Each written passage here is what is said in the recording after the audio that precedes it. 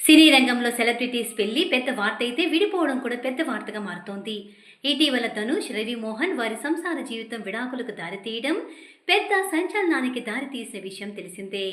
ఇలా మరికొన్ని సినీ జంటల్లో విడిపోయిన వారు చాలా మంది ఉన్నారు.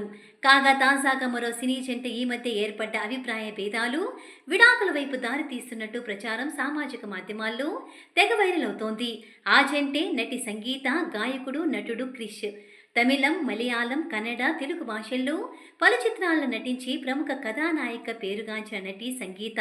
తెలుగు, తమిళ భాషల్లో ప్రముఖ నటుల సరసన నటించి మంచి గుర్తింపు తెచ్చుకున్నారు.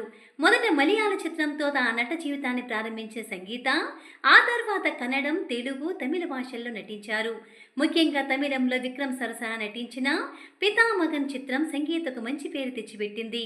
అలా కథానాయిక నటిస్తున్న సమయంలోనే 2009లో గాయకుడు క్రిష్ ని ప్రేమించి పెళ్లి చేసుకుంది.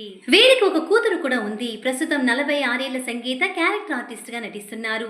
కాగా 16 ఏళ్లు సాఫీగా సుఖ సంతోషాలతో సాగిన వీరి వివాహ జీవితంలో ఇప్పుడు ముసలం పుట్టిందని ప్రచారం సామాజిక మాధ్యమాల్లో తెగ వైరల్ అవుతోంది. మనస్పర్ధల కారణంగా సంగీత, క్రిష్ విడాకులు తీసుకోవాలనే నిర్ణయానికి వచ్చినట్లు జోరుగా ప్రచారం జరుగుతోంది.